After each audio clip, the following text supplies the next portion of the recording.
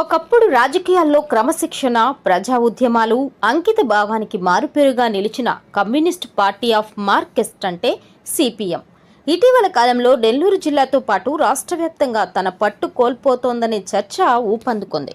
ప్రస్తుతం మనుగడలో ఉన్న ఎర్ర పార్టీలలో సిపిఎం ఒకటే అని చెప్పుకోవచ్చు. ఆ తర్వాతి స్థానం సిపిఐదే.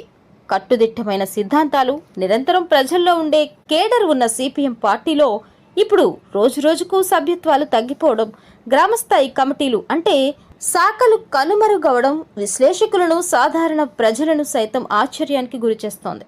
కమ్యూనిస్ట్ పార్టీకి శాఖలు, గ్రామ వార్డు కమిటీలు ప్రాథమిక మూలస్తంభాలు. కానీ నేడు జిల్లాలోని పలు గ్రామాల్లో, పట్టణ వార్డుల్లో శాఖల ఉనికి ప్రశ్నార్థకంగా మారింది. గతంలో నిరంతరం ప్రజా సమస్యలపై పోరాడే శాఖలు ఇప్పుడు నామమాత్రపు సమావేశాలకే పరిమితమవుతున్నాయి. సరైన మార్గదర్శకత్వం, పోరాట కార్యాచరణ లేకపోవడంతో సభ్యులు నెమ్మదిగా పార్టీ కార్యకలాపాలకు దూరమవుతున్నారు. ప్రస్తుత రాజకీయాలకు అనుగుణంగా పార్టీ ప్రచార శైలి, ప్రణాళికలు మారకపోవడం మరొక ప్రధాన లోపం. నేటి యువతను ఆకర్షించేలా ఆర్థిక, సామాజిక విధానాలను సరళీకరించి చెప్పడంలో నాయకత్వం విఫలమవుతోంది. గెలుపోటములను శాసించే ప్రస్తుత ధన, కుల రాజకీయాల ప్రవాహంలో కేవలం పాతకాలపు పద్ధతులతో నిలదొక్కుకోవడం పార్టీకి సవాలుగా మారింది. పార్టీ ఎదుర్కొంటున్న అతిపెద్ద మైనస్ పాయింట్ అంతర్గత సమన్వయ లోపం.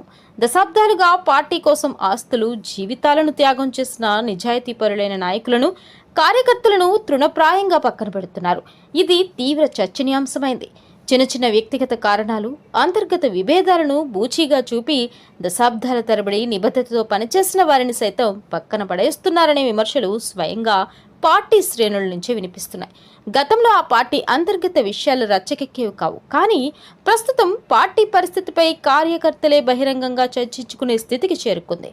నామమాత్రపు రివ్యూలు తప్ప లోపాలపై నిజాయితీతో కూడిన ఆత్మ పరిశీలన జరగడం లేదనే భావన వ్యక్తమవుతోంది.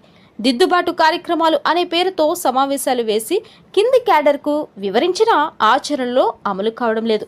స్థానిక సమస్యలపై నిలకడైన పోరాటాలు లేకపోవడం వల్ల సాధారణ ప్రజల్లో కూడా పార్టీ పట్ల విశ్వసనీయత తగ్గుతోంది. గతంలో లాగా ప్రజా ఉద్యమాలు తగ్గాయి. వ్యక్తిగత తగాదాలు, పార్టీ అభివృద్ధికి ఉపయోగపడని ప్రైవేట్ పంచాయతీలు పెరిగాయి. ఏది ఏమైనా సిపిఎం తన పూర్వ వైభవాన్ని తిరిగి సాధించాలంటే తక్షణమే కొన్ని కీలక మార్పులు చేసుకోవాలని రాజకీయ విశ్లేషకులు సూచిస్తున్నారు. వ్యక్తిగత పట్టింపులను పక్కన పెట్టి నిర్లక్ష్యానికి గురైన పాత త్యాగధనులను, నిబద్ధత కలిగిన నేతలను తిరిగి గౌరవప్రదంగా పార్టీలోకి ఆహ్వానించాలి. ఆధునిక రాజకీయ ధోరణులకు అనుగుణంగా యువతకు బాధ్యతలు అప్పగించి డిజిటల్, క్షేత్రస్థాయి మార్గాల్లో పార్టీ సిద్ధాంతాలను తీసుకెళ్లాలి. గ్రామస్థాయిలో కనుమరుగవుతున్న శాఖలను పునరుద్ధరించి నిత్యం ప్రజల సమస్యలపై పోరాడే వాతావరణం కల్పించాలి. కారణాలు ఏవైనా ఒక క్రమశిక్షణ కలిగిన ప్రజా పార్టీ ఇలా గాడి తప్పుతుందంటే ప్రజాస్వామ్యానికే మంచిది కాదు.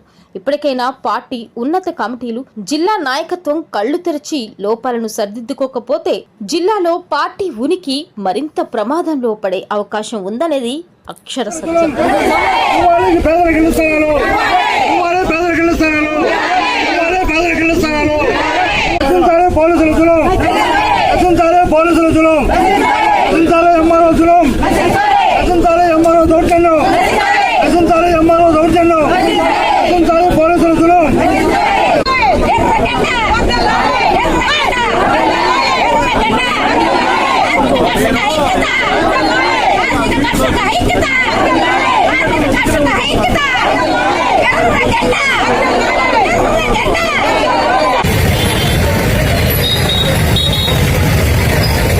ఈ వీడియో గురించి మీ అభిప్రాయాన్ని కామెంట్ రూపంలో తెలియజేయండి. అలాగే లైక్ మరియు సబ్స్క్రైబ్ చేయండి.